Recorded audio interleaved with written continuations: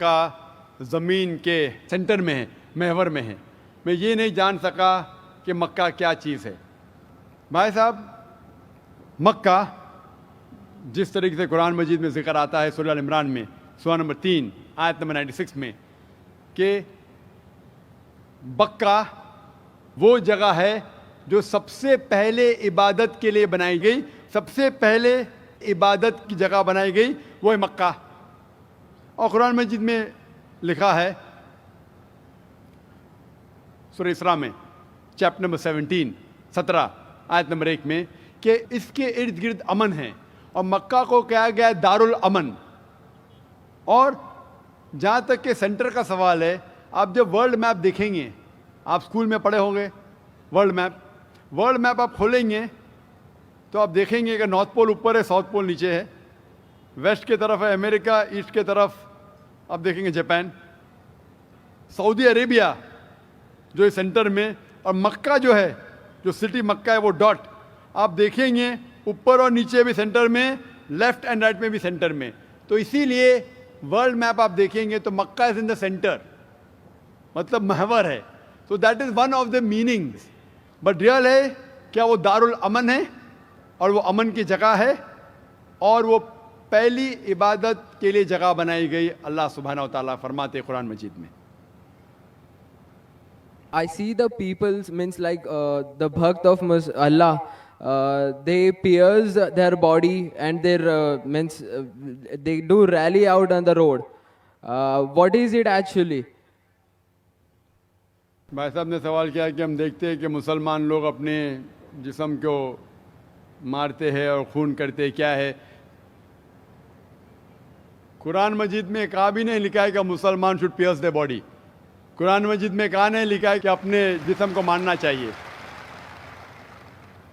جہاں تک کہ صحیح حدیث ہے، صحیح حدیث میں اللہ کے فرماتے اگر انتقال ہوتا ہے آپ کے گھر والے کا یا کوئی نقصان ہوتا ہے، میکسیمم آپ 3 دن تک سوگ منا سکتے ہیں، 3 دن سے زیادہ نہیں، کیونکہ کسی کا بھی انتقال ہوتا ہے وہ اللہ کی طرف سے ہے. تو انتقال ہونے کے بعد بھی، موت کے بعد بھی اگر آپ کو سوگ منانا ہے، اگر آپ کو you want to wail and cry, maximum 3 days. تو یہ قرآن اور حدیث کے مطابق نہیں ہے، اور کوئی بھی کرتا ہے تو قرآن کے خلاف کرتا ہے. Hope the answer the question. Mic number 1 سے سوال بھائی. My name is Abhinav Kumar and I am a marketing manager. I want to ask you a question that why God has created this universe, us, and if God is one, then why He started with so many religions and coming to a point and contradicting itself in past, now saying that all these things which are in past, like you have said Bhagavad Gita, Ved or Bible or anything, they are not for this time. If I am seeing the scenario in the present scenario, I am thinking that any religion needs to grow up. Anyone, either it is Hinduism, either it is Christianity, either it is Muslim, any religion, Islam. And why God is contradicting Himself by saying those things or saying those things in those scriptures? بھائی صاحب کا پہلا سوال کہ خدا نے، ایشور نے ہمیں کیوں بنایا. دوسرا سوال کہ خدا نے اتنے مختلف مذاہب کیوں بنائے، وائی سو مینی ریلیجنس. اور تیسرا سوال خدا کانٹرڈکٹ کیوں کرتا ہے، خدا اختلاف کیوں کرتا ہے، پہلے یہ پہلے وہ، پھر بھگوت گیتا میں، پھر قرآن میں، کیوں ایسا کانٹرڈکشن ہے. 3 سوال برابر. پہلا سوال کہ خدا نے ہمیں کیوں بنایا ہے، اس کے پوری تقریر کیا ہوں میں. Purpose of creation, purpose of creation پوری تقریر ہے میری 1.5-2 گھنٹے کی. سوال جواب کے ساتھ 3-3.5 گھنٹے کی، وقت نہیں ہے، لیکن مین پوائنٹ کہوں گا. اللہ تعالیٰ فرماتے ہیں سورہ ملک میں، سورہ نمبر 67 ورس نمبر 2 میں، الذی خلق الموت والحیات، کہ اللہ سبحانہ و تعالیٰ نے موت اور زندگی بنائی تاکہ وہ یہ جان سکے آپ لوگ میں سے کون اچھا ہے. تو test which of you is good in deeds. اللہ سبحانہ و تعالیٰ کے کئی مخلوقات ہیں، سب سے بہترین مخلوق ہے انسان. باقی جتنے مخلوقات ہیں وہ مسلم ہیں, وہ آلریڈی اللہ سبحانہ و تعالیٰ کا کہنا مانتے ہیں. ابھی جو انسان ہیں ان کو اجازت دی گئی ہے, فری ول دی گئی ہے کہ وہ اللہ کی بات مانے یا نہ مانے. Almighty God has given us the free will. Free will دیا گیا ہے کہ آپ چاہو تو اللہ کی بات مانو, چاہو تو نہ مانو. یہ فری ول دینے کے بعد اللہ سبحانہ و تعالیٰ نازل کیا ہے کہ اس دنیا کا ٹیسٹ کیا ہے, the rules and regulations. اس دنیا میں انسان کو کس طریقے سے جینا, یہ لکھا گیا قرآن مجید میں.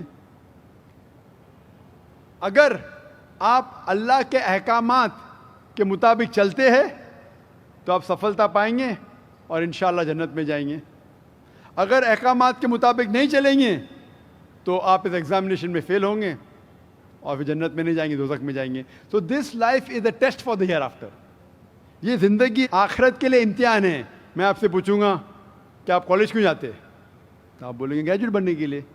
اب میڈیکل کالج کیوں جاتے, تو آپ بولیں گے ڈاکٹر بننے کے لیے.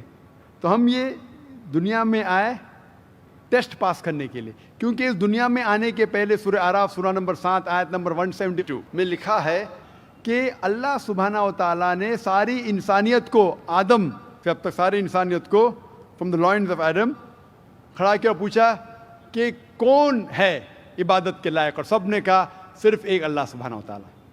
پھر اللہ تعالیٰ نے پوچھا کہ کون یہ ٹیسٹ کرنا چاہتا ہے, تو انسان ہم بیوقوف تھے جو یہ ٹیسٹ کرنے کے لیے آئے, کیونکہ باقی لوگ جو پتھر, پہاڑ, جانور یہ سب مسلم ہیں, پر ان کے پاس چوائس نہیں ہے. اگر آپ کے پاس چوائس نہیں ہے, فرشتے کے پاس چوائس نہیں, جو بھی اللہ کہتے وہ ان کی بات مانتے.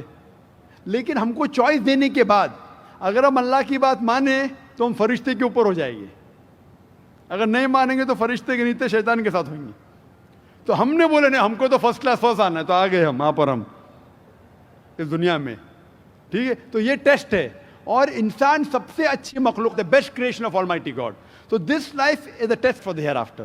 اور اللہ تعالیٰ فرماتے سورہ داریات میں سورہ نمبر 51 آیت نمبر 56 وما خلقت الجن والانس الا لیعبدون, کہ ہم نے جن اور انسان کو نہیں بنایا صرف اللہ کی عبادت کرنے کے لیے, اور عبادت کے لیے اللہ کی بات ماننا ضروری ہے. So this life is a test for the hereafter. یہ جو زندگی ہے آخرت کے لیے ہمارے لیے امتحان ہے. آپ کا سوال نمبر 2 کہ اللہ نے مختلف مذاہب کیوں بنائے. اللہ نے صرف ایک ہی مذہب بنایا ہے, ایک ہی دین, جس کا نام قرآن میں ہے سورہ ال عمران سورہ نمبر 3 آیت نمبر 19 میں, ان الدین عند اللہ الاسلام, the only religion acceptable in the sight of Allah is Islam. صرف ایک ہی دین جو اللہ کے نزدیک صحیح ہے وہ اسلام. اسلام کے معنی ہے امن, پیس. اسلام کے معنی ہے to submit your will to God, خود اپنے خواہش سے اللہ کے احکامات کے مطابق زندگی کو بسر کرنا. اسلام کا مطلب یہ نہیں کہ محمد سلطان ذاکر, اسلام مطلب اللہ کے احکامات پہ عمل کرنا اور امن حاصل کرنا. تو جتنے پیغمبر آئے صرف اسلام سکھائے. مذہب ایک ہی ہے لیکن مذہب کا پیغام بدلا گیا. جس طریقے سے جو پہلے بھائی صاحب کے سوال میں نے جواب دیا تھا کہ سارے پیغمبر کا اہم پیغام تھا کہ خدا ایک ہے, صرف اس کی عبادت کرو, اور آخری پیغمبر محمد صلی اللہ علیہ وسلم ہے. باقی چیز میں لٹل بٹ ڈفرینس ہوگا, but the basic message was the same. Basic جو پیغام تھا ایک خدا, صرف اس کی عبادت کرو, اس خدا کی کوئی پرتیما نہیں, بت پرستی غلط ہے, اور اس ایشور کے آخری پیغمبر محمد صلی اللہ علیہ وسلم. لیکن کیونکہ وقت جانے کی وجہ سے جو پیغام جو دیا گیا تھا وہ بدلتا گیا, جیسے میں نے کہا. تو جتنی مذہبی کتابیں جو قرآن کے پہلے آئے, کوئی بھی مذہبی کتاب محفوظ نہیں ہے. ہندو اسکالرس خود کہتے ہیں کہ the Vedas have been changed. Bible scholars خود کہتے ہیں بائبلز have been changed. جتنے مذہبی کتاب کے اسکالرز کہتے ہیں کہ ان کی مذہبی کتاب میں تبدیلی آ چکی ہے, لیکن قرآن میں الحمدللہ. اور جو دشمن اسلام ہے اکارڈنگ ٹو ولیم مور, جو ایک اسلام کا بہت گریٹ کرٹک ہے, اسلام کے خلاف بات کرتا ہے, وہ پھر بھی کہتا ہے 200 سال پہلے کہا کہ ایک واحد مذہبی کتاب جو 1200 سال تک کے محفوظ ہے وہ ہے قرآن. तो मजहब एक ही है, अल्लाह में मानना, उसकी इबादत करना, उसके अलावा किसी की इबादत नहीं करना, और आखिरी पैगंबर मोहम्मद सल्लल्लाहु अलैहि वसल्लम, एक ही मजहब। हम लोगों ने उसके गलत डिफरेंट नाम दिए, तो मजहब एक ही था। आपका आखिरी सवाल, इतने डिफरेंसेस क्यों पैदा किए? वो अल्लाह ने नहीं किए, इंसान ने किए। खुदा का सब में से यकसा था, हम इंसानों ने उसे तब्दील किया, जैसा मैंने कहा ना, काहे के लिए? फायदे के लिए। तो अभी हमें ये देखना है कि असल मजहब क्या है। और मैं आमतौर पे कहता हूँ, जो मैं राय देता हूँ, मैं सिर्फ एक तरफा राय नहीं देता हूँ, कहते सिर्फ कुरान में मानो। मैं क्या कहता हूँ, आप कम से कम एक बात पे मानो कि एक किताब 100% खुदा की है, ठीक है? ये मानने में किसी को गिला शिकवा नहीं होगा। हिंदू कहेगा वेद खुदा की किताब है, ईसाई कहेगा बाइबल खुदा की किताब है, मुसलमान कहेंगे कुरान खुदा की किताब है। फिर मैं ये कहता हूँ कि जो सारी मजहबी किताबों में यकसानियत है, हम कम से कम उसके ऊपर अमल करें। जो इख्तिलाफ है उसे कल डिस्कस करेंगे, सही बात? जो यकसानियत है, फिर आप कह सकते हैं ये तो वेद और कुरान में है, क्रिश्चियन कहेगा ये बाइबल और कुरान में, मुस्लिम कहेगा कुरान और बाइबल में, कुरान और वेद में। तो ये बात तो 100% खुदा की है। आप इस बात को तस्लीम करते क्या नहीं? जो चीज़ कॉमन है बाइबल, वेद, कुरान में, वो 100% अल्लाह का कलाम होना चाहिए। बाकी है क्या बात पर डिस्कस करेंगे।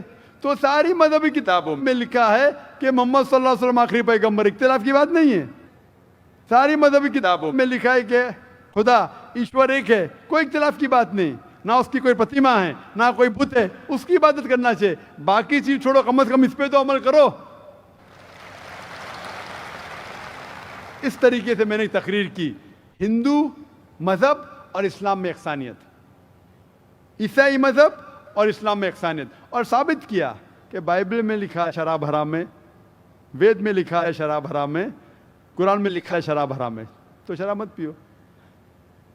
हिंदू मजहबी किताब में लिखा है कि औरतों को हिजाब करना चाहिए, बाइबल में लिखा औरतों को हिजाब करना चाहिए, कुरान में लिखा औरतों को हिजाब करना चाहिए, क्यों नहीं हिजाब करते औरत?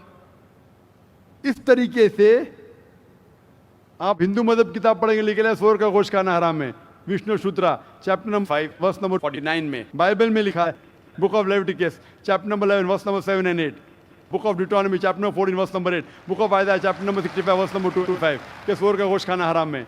कुरान का तो जिक्र कर चुका है, 4 जगह लिखा है हम सूअर का गोश्त नहीं खाते, बाकी लोग खाते ईसाई। इस तरीके से मैं कहता हूँ कम से कम यकसानियत पे तो अमल करो, इख्तिलाफी बातें बाद में करेंगे।